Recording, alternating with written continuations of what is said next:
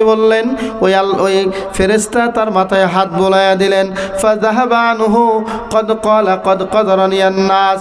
ওই মানুষটা অন্য মানুষ ওই মানুষটাকে যা বলে তিরস্কার করত, অর্থাৎ মাথায় তার চুল গজিয়ে গেল। বলেন সুবহানাল্লাহ। ফেরেশতা মাথায় হাত দিলেন, চুল গজায় দিলেন। আল্লাহ, চুল গজে গেল।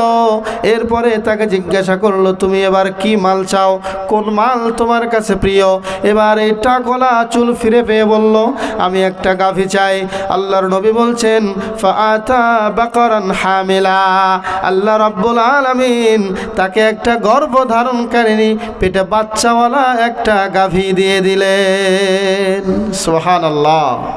সুবহানাল্লাহ বলতে পারেন না আপনারা? তাহলে দুইজন গেল, টাকলা, কুষ্ঠওয়ালা।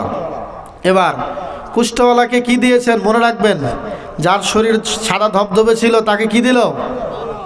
উট দিল। আর মাথায় যার টাক ছিল তাকে আল্লাহ কি দিলেন? গরু দিলেন। সে গরুটা কি? গাভীন, অর্থাৎ পেটে বাচ্চাওয়ালা একটা গাভী দিলেন। ফাআতাল আ'মা। এরপরে 3 নম্বর ব্যক্তি ছিল অন্ধ। অন্ধর কাছে আসলো, এসে বলল, আইয়ু শাইইন আহাব্বু ইলাইক।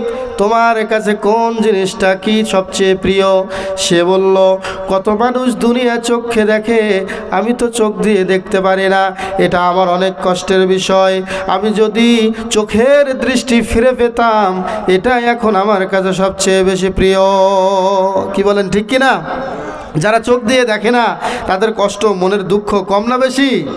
বেশি। তিনি বললেন, আমি এটাই চাই, আল্লাহ আমাকে যদি দৃষ্টি দিতেন, ফাউবসিরু বিহিন নাস, আমি মানুষকে একটু দেখতাম, আমার এটাই এখন প্রিয়, আর আমি কিছু চাই না।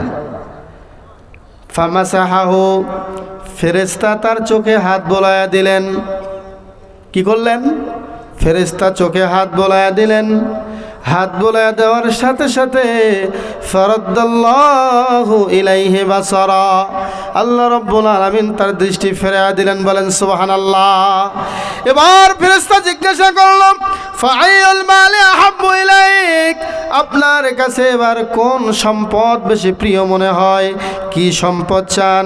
তখন এবার এই অন্ধ লোকটি চোখ ফিরে পেয়ে বলল, আল গনাম, আমি একটা ছাগল চাই। কি চাই? ছাগল চাই। বিশ্বনবী বললেন, ফাউতিয়া শাতুন ওয়ালিদা। এই অন্ধ ব্যক্তিটাকেও চক্ষু ফিরে পাওয়ার পর আল্লাহর পক্ষ থেকে একটা পেটে বাচ্চাওয়ালা একটা ছাগল দেওয়া হলো। বলেন সুবহানাল্লাহ। আমার ভাইয়েরা, টাক ভালো হয়ে গেল।